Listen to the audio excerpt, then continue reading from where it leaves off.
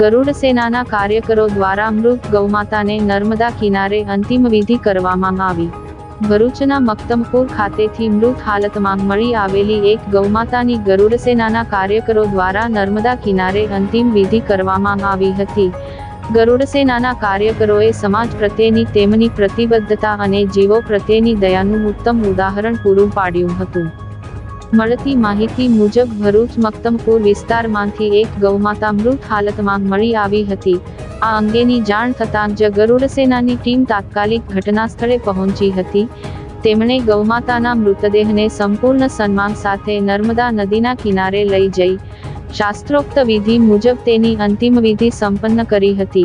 આ કાર્યથી ગરુડ સેનાના કાર્યકરોની જીવદયા પ્રત્યેની ભાવના અને સામાજિક જવાબદારીનો પરિચય થાય છે।